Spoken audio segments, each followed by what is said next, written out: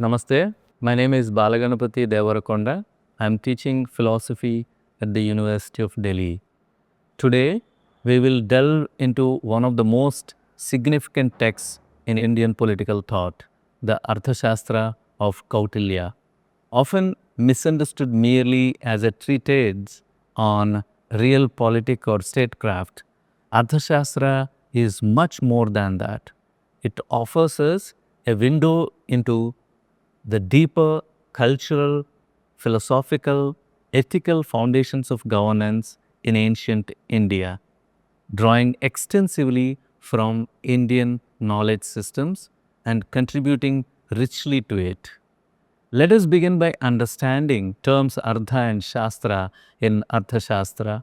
Artha here goes beyond wealth and materialism. It refers to the domain of purposeful activity, what sustains human life in the world, including economy, governance, diplomacy, law, and military science. The Shastra part of Arthaśāstra signals a disciplined and reasoned study of these subjects.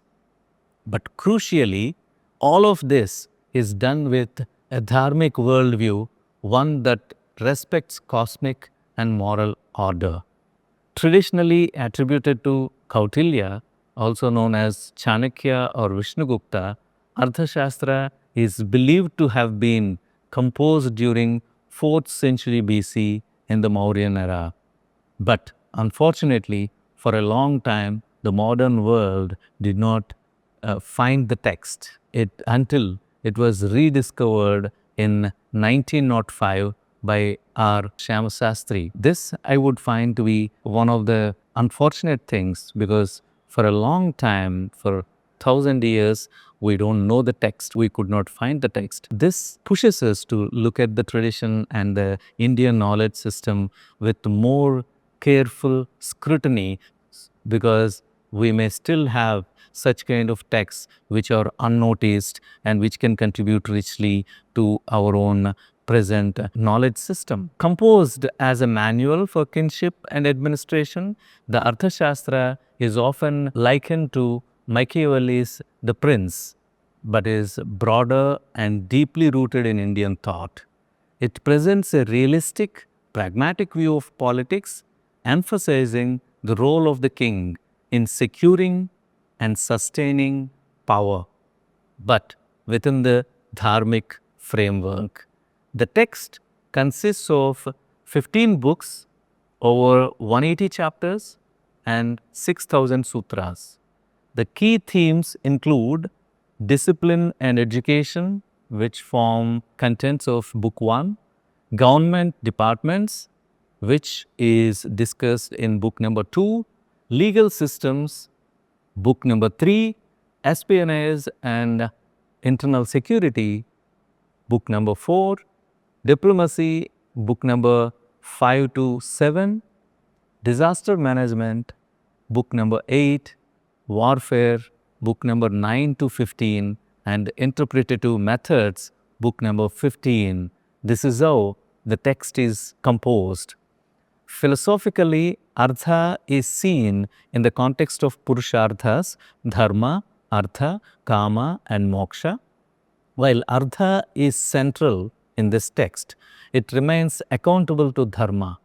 The king must govern wisely, sometimes using deception or surveillance, but always bearing moral responsibility.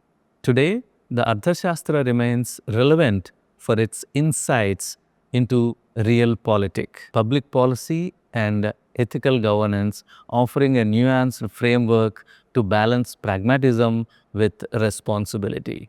In this particular section today, we will discuss the significance of Arthaśāstra in terms of providing a broader introduction to subjects that it deals with. The subjects that we would be discussing include Yogakshema, welfare measures of polity and policy, Saptanga, 7 limbs of state, Shadanga, 6 measures of statecraft, Rajadharma, duty of a king, Rajamandala, circle of kings, dharma, order mooted in Arthaśāstra. Let us begin with Yogakshema, the central ethical political ideal in Arthaśāstra. The term combines two key aspects of good governance: yoga, which is acquisition and accumulation, and kshema, which is preservation.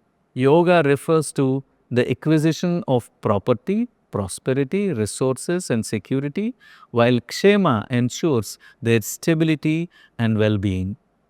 This concept is central to governance as it highlights the balance between acquiring wealth and safeguarding it through strategic policies, military strength, and administrative efficiency. The king's duty is not merely to expand territory or accumulate wealth. His true obligation is to ensure the flourishing of his subjects.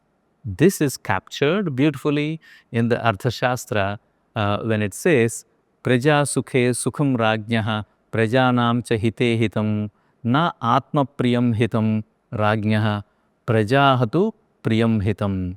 In the happiness of his subjects lies the king's happiness, in their welfare, his welfare. What pleases himself is not beneficial to the king, but what pleases the subjects is.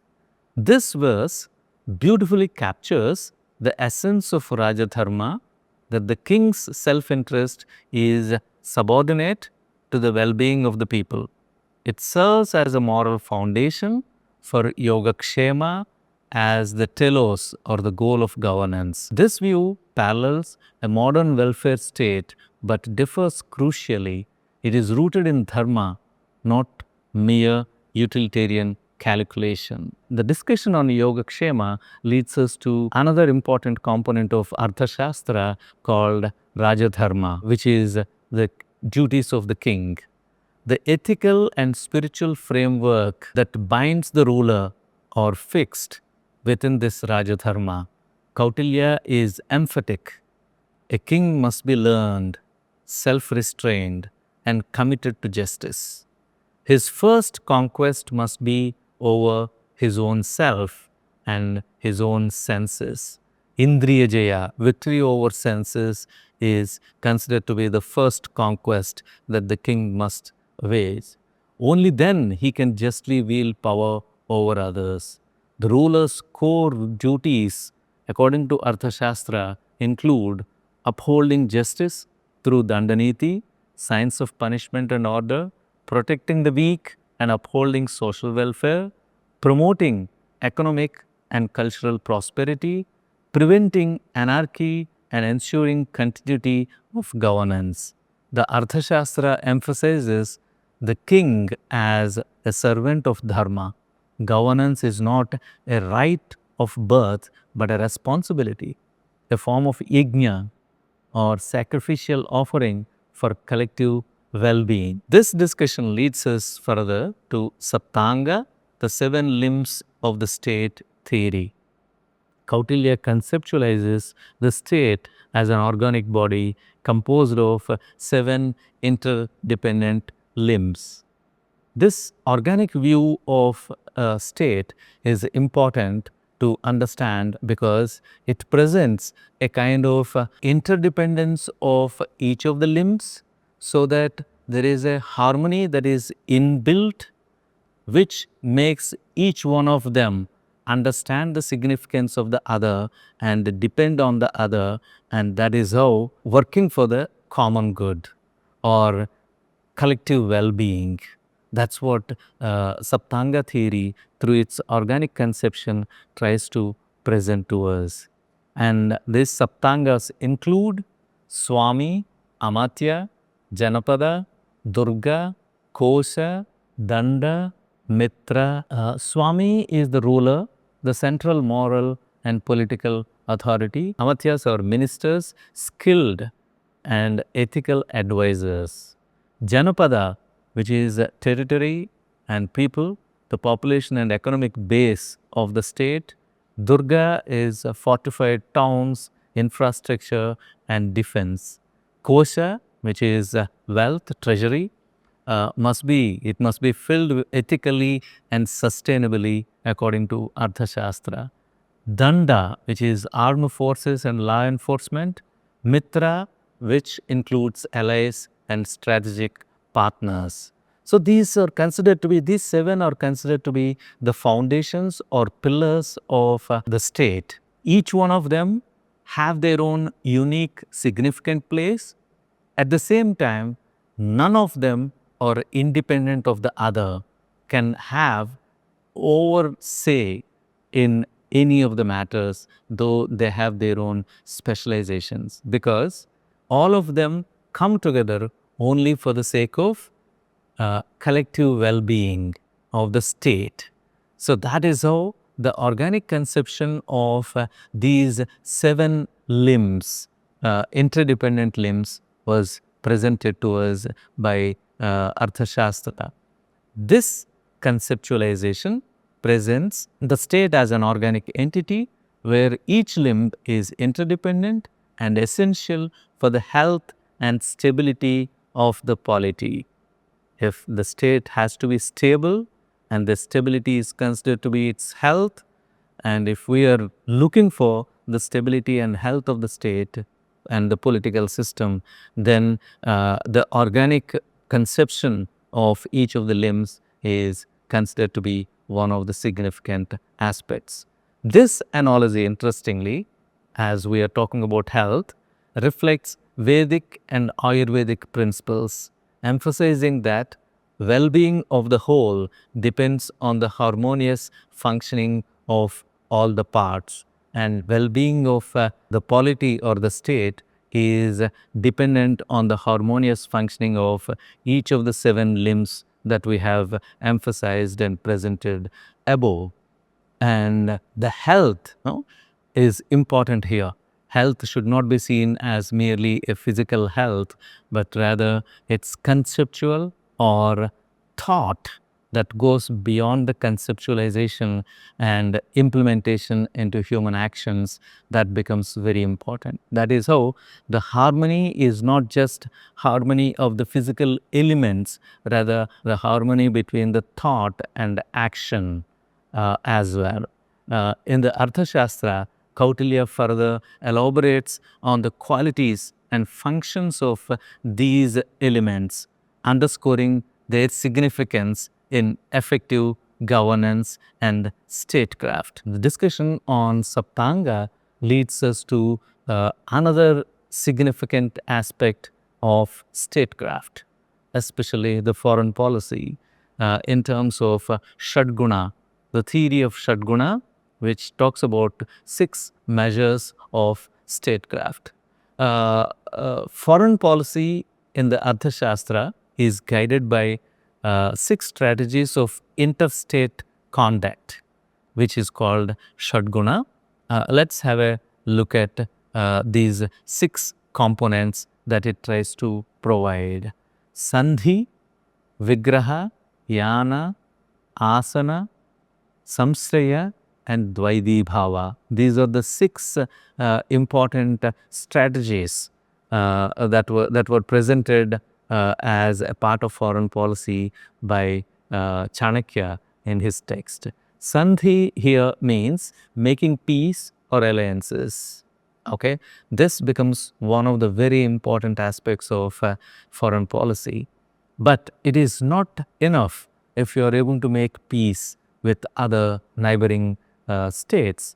It is also that sometimes somebody has to wage a war. That is how it gives scope for Vigraha, which is engaging in conflict or war whenever it is required.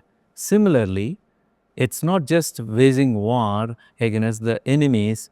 It is the text also gives importance to military expeditions and campaigns in the name of Yana. Yana is basically military expeditions and campaigns that the state has to take up based on the situation and the context. Asana, another important aspect of Shadguna, is strategic inaction or neutrality.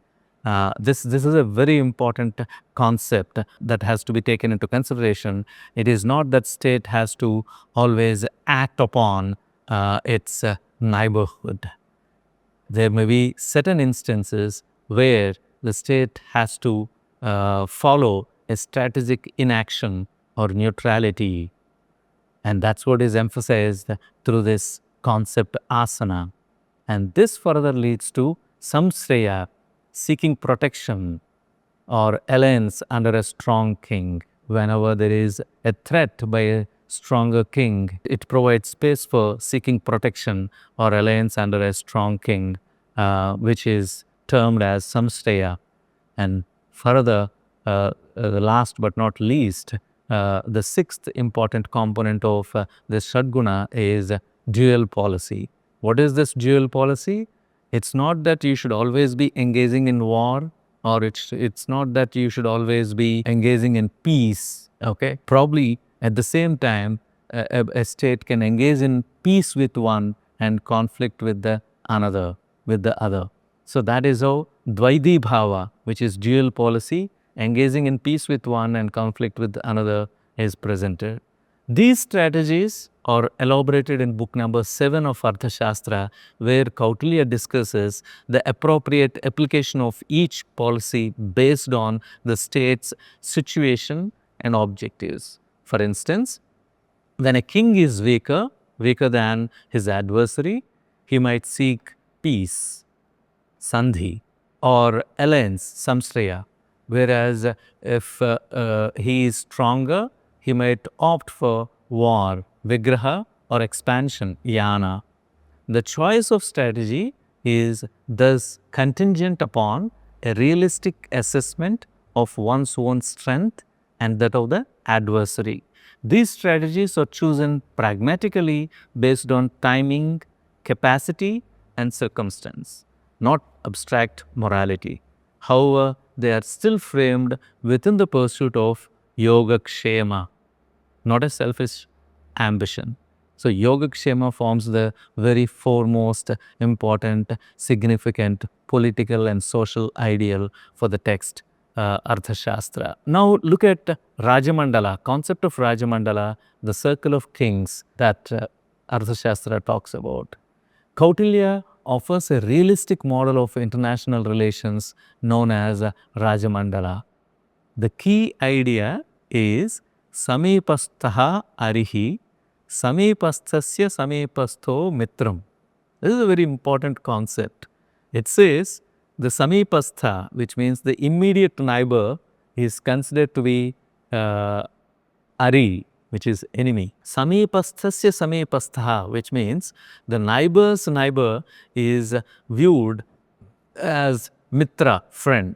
Alliances and enmities radiate outward in concentric circles. Arthaśāstra elaborates on this model in book 6, where it discusses the dynamics of neighboring states and the strategic considerations a king must undertake.